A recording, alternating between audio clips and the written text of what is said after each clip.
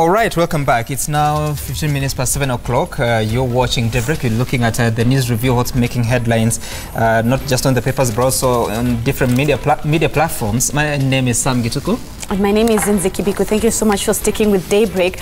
Before we took that commercial break, we were taking a look at the handshake goodies and fact that a specific country within the region, the project seems to have gotten a new facelift. But on the same note, we've also been discussing the big number for the week. 368 billion Kenyan shillings. That's the amount that Raila Odinga, alongside President Uhuru Kenyatta, will be going to China to borrow. So, Honorable Gladys Wanga, let me begin with you on that specific question. A lot of Kenyans feel that Raila Odinga, who in the past has called out on governments in terms of how the economy is doing, has been reluctant this time round. In fact, people are saying that he is moving in all directions. Has Raila Odinga, quote-unquote, betrayed Kenyans who have supported him, Kenyans who felt that with him we had a strong opposition party that called out on the same government when the economy wasn't doing well? Well, I mean, there are people who call Right Honorable Raila Odinga many names, but moving side to side has never been one of them, because he is very, very consistent on the issues that he fronts. One, the SGR was conceived in the Grand Coalition government between President Uhuru Kenyatta and Right Honorable Raila Odinga. And that is something that he said the entire last 5 years when the SGR was being implemented. He kept on saying that this was our project of the Grand Coalition government. And it was meant to ease transportation of especially goods, you know, transportation of people, but especially goods, and reduce the cost, therefore, of doing business for our people. And the SGR was conceived to go all the way to Malaba. It was never to end in Naivasha or Nairobi. So the misconception that we are now going to negotiate, that it is now that we are going to negotiate for a loan, is not there. This project was phased out. It was phased out. It was supposed to be the Nairobi, Naivasha, Kisumu, Malaba. So this is a continuation of a project that already began, that's already moving. And when we said in ODM at the time that the debt levels are too high, the very people who are now criticizing Raila are the same ones who said we should kill him to, you know, we should stop speaking. We are criticizing for the sake of criticizing. These very Kenyans, they took it for granted that we kept the government, you know, on its toes on these matters, especially on the matters of debt. There was no day that Raila said the SGR is a bad project. But has Raila Odinga been consistent after the handshake? Yes. He said there was no day he opposed the project, the SGR, as a project. He only said that this cost of the SGR is much higher than what they had negotiated within the, you know, within the Grand Coalition government. And now that it is already in Naivasha, it has to move. And it happens to now be going to Kisumu. And I don't see why there should be, you know, he should oppose a project that goes in that direction. What is the need? And it was already negotiated. There is nothing that is going to be negotiated now. This project was already negotiated as a package. Right. Okay, all right, so I want us to move to another topic, but before we do that, just take a look at what's making headlines in the dailies. On the front page of the Daily Nation, you'll see that William Ruto, portrait of a politician under siege for President Kenyatta's broadside over the handshake, questions about his donation of millions of shillings to churches, to the draw of his supporters' bodyguards. The Deputy President paints a picture of a man who has been pushed into a corner. Is that so?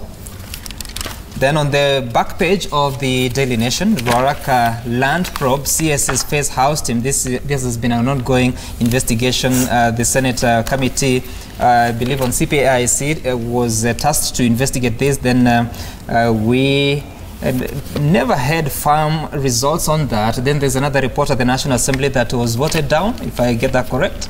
Yes. Yes, so now we are back at it. If you look at the front page of the Standard, there's another story there of Uhuru promised to Moi, of course, the passing on of president's first son, Jonathan Moi Kenyatta, visits retired president and his political mentor with message of goodwill, pledges full state support, describing Jonathan as his brother and friends. It's just some of the stories that are making headlines on the two dailies. But now I want us to focus on another story that the governor of Nairobi, Mike Sonko, is expected at the Senate, I believe this week, to go and respond to questions of how he's been running his government for how many months? Since January 31st of 2018, so it's been 1 year, 3 months. He has not had a deputy governor. He has had challenges with his cabinet, the CECs that had been suspended. But first, to begin with the story by Chemutai Goin on the fate of the CECs. If we have that story by Chemutai Goin and the constitution of the government of Nairobi.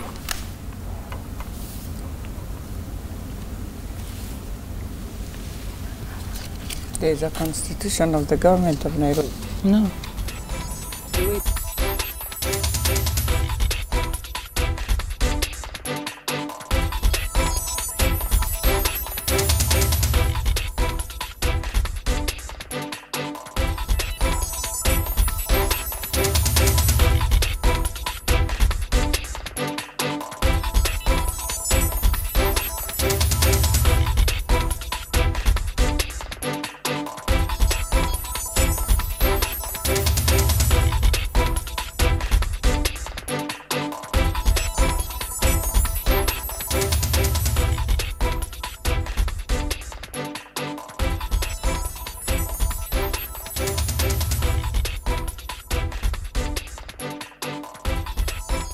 We'll try and rectify that so that we can have audio of that story. But before we do that, so we see a government that has not had a deputy governor. I was trying to look at the what the law provides of roles of the governor. But first of all, are you concerned? Does it raise any concern on how Nairobi affairs are being managed in a cabinet that is not fully constituted? Apart from now, we hear of reinstating some CECs who had been suspended without a deputy governor. Is that the right thing to do? According to the Constitution, Senate has the responsibility of oversight over the counties. So I'm even surprised that the Senate has taken a year to summon Governor Sonko. They should have done that a long time ago, the moment that they realized that there was trouble brewing. From the time that the deputy governor resigned, Senate should have asked for the governor to shed light on what happened and what is he going to do to ensure that he quickly moves to replace that position of deputy governor. So I think we've left, this matter has been left pending for too long. It's also, and that's why we said that with Senate summoning the governor, what it does help is for us to learn how to implement devolution. Because remember, this is only the second term of devolution. So there's a lot of lessons, so that the next time we have a situation like this, there's a predictable manner in which it should be handled. And so in this case, Senate must move quickly and get to the bottom of it. All right. And be able to make decisions on that. And if it is a challenge of the CECs being appointed or not appointed, because also it's very difficult for a county to run when you have CECs who are not sure that they're in office or out of office. And remember, this is not just any county. This is the capital of the Republic of Kenya. So they should be taken much more seriously than any other county. And that's why sometimes people have worried and said, should really Nairobi be a county? Or should it, maybe should not run as a county. There's been talk about that because people worry that there's a different way in which you run the affairs of Nairobi County as opposed to other counties. Other country, it is a city county in the capital of the country, but so much talk about it, but we never see tangible action being taken. How do we get out of this? Because obviously there are gaps that we are facing at the capital. But Sam, do we need deputy governors? That's a question we must ask. Do we need all these CECs that we have? Are they need? If a county can run without a deputy governor, the way Nairobi has run for, I don't know whether it's a year now, and it's the biggest county and a half, and it's the biggest county with the biggest. But hasn't been effective. budget. Whether its effectiveness, I don't know whether it is the question of not having a deputy governor, or whether it is just a question of other factors, including the, you know, whatever else is there. But the bigger question we need to ask ourselves, and the Senate needs to think about, but not just the Senate. Again, we are in a constitutional moment. Kenyans must think about devolution as it is. You know, I know of counties where when even resources come, these so-called ministries don't receive even a cent. I mean, there is a budget for every ministry, but money does not go to those ministries. Money comes to the treasury of the county. Decisions are made at the treasury level. You know, expenditure is done at that level, and the ministries and the CECs are just there for show.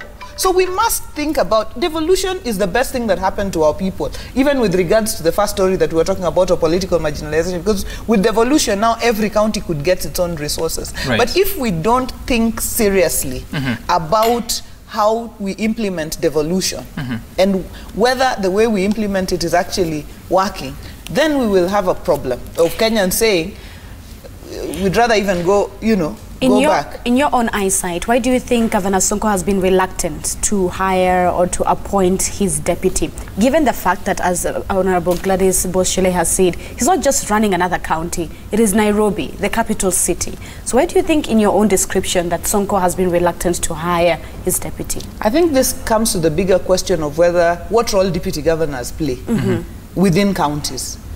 Deputy governors themselves, in the last time I remember, came out saying that they're tired of being flower girls. If you remember, they said, oh, we are just sitting here.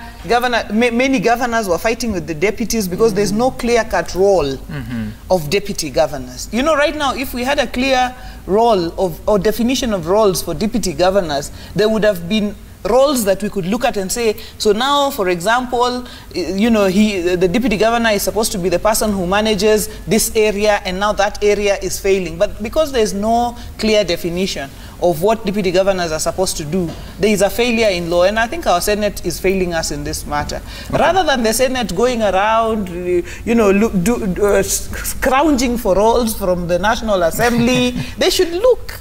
I think our Senate is really failing us. They are going for roles. You remember even the other day there is argument whether they should be dealing with national security issues, but they are there dealing with national security issues. They are trying to deal with everything except what they are supposed to be doing, which is oversighting counties. You remember when the governor for Nyeri died, the deputy took off, and there was the whole issue of we need to come up with a law on that succession between governors and their deputies, the whole issue of when deputy governors resign. They have not brought those laws to date. I want just to take a look at the functions of a governor. This according to, is it section 32 of the County Governments Act, and it says that the functions of a deputy governor is, first, the deputy governor shall take and subscribe to oath of affirmation as set out in the first schedule to this act before assuming office. Then the deputy governor shall deputize for the governor in the execution of governor's functions, so deputize. 3, the governor may assign the deputy governor any other responsibility or portfolio as a member of the county executive committee. Then 4, when acting in office as contemplated in Article 179, Sub-Article 5 of the Constitution, the deputy governor shall not exercise any powers of the governor to nominate, appoint, or dismiss that are assigned to the governor under the Constitution or the written law. And then the governor shall delegate to the deputy governor any other functions referred to in subsection 4. So you look at that and you don't see an exact... Yeah, Sam, I think the challenge we have here is that we should have had I know there was probably, that when the governors took office, they had an induction. Part of the induction they should have been having from the School of Government is explaining to them that the reason why you have a deputy, in fact, we shouldn't have a situation of idle deputies, because if you have a governor with good managerial skills, you cannot do everything yourself. The first thing you do when you get into office is decide that the following tasks I shall delegate to the deputy governor. That way, it's supposed to make your work easier. But when you cannot, it is impossible. Even when you go to any offices that have a CEO and a deputy CEO, immediately the CEO gets into office. The CEO, from time to time, designates certain tasks. So the law itself will not give those tasks to the because there has to be a center of power. Just the way the law cannot give any certain powers, cannot envisage the powers or the work that should be delegated to the deputy president. It is for the president to assign certain roles and say anything that deals with these matters will fall under the deputy. And the deputy will from time to time report to the substantive office holder, because the substantive office holder is the one who's responsible. So I think here it's probably any governor who is not assigning work to their deputy governor is probably not even performing well, because I do not see how you can handle all that. You can decide that your governor can deal with issues that are happening at the county assembly, for example. You want someone to monitor the legislation, the passing of regulations and so on within the county assembly. That's a full-time job in itself. You can decide as a governor, that's what I want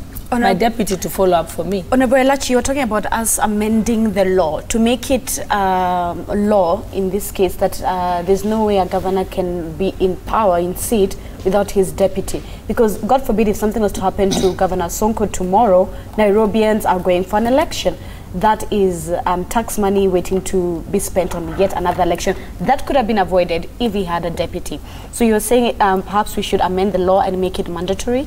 Not really mandatory, but you can amend the law that whenever, because also the deputy governor is human as the governor. So it doesn't mean the governor can get a challenge yet a deputy will not get, or you'll find yourself indisposable, you can't do something.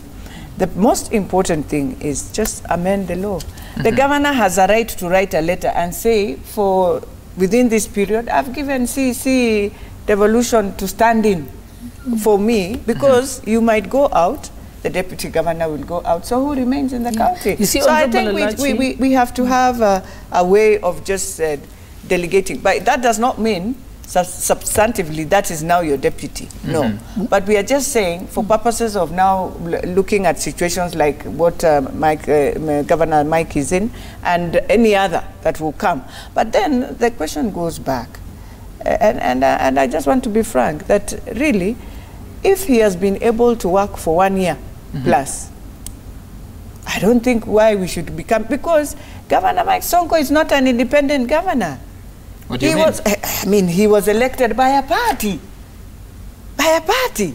So even if we start blaming Governor Sonko, what is the party saying? Let's leave. If you allow me to interject on this one, and that is, I think, what exactly Honorable Wanga was saying, that the Senate has failed. In fact, the Senate should have passed, should have now been saying, the Senate should be saying, let's pass a law that says, if a governor resigns, there should be a governor appointed by within 14 days or within 21 days. If this happens, you know, this must be done, because like you saw in the case of Nyeri, the law is very clear that if the governor does die in office, then the deputy governor should serve the remainder of the time, because the law is predictable. That's exactly the law that allows implementation of those details. So yes, Senate, I'm shocked, has still not brought any law relating to that, because the details can't be in the Constitution. No. The laws, the enabling legislation must be, must emanate from Senate. So Senate has to amend the County Governments Act, because that is where all the rules are drawn. So you can put it. But I wanted to say something with regards to people acting. Can you do that after the break? Problem. Yes, so we take a short break. You can also text us your views on 22422 or tweet us at Citizen TV Kenya, at Samgituku, at Zinzi_K. We'll be sampling some of your feedback when we come back with that story.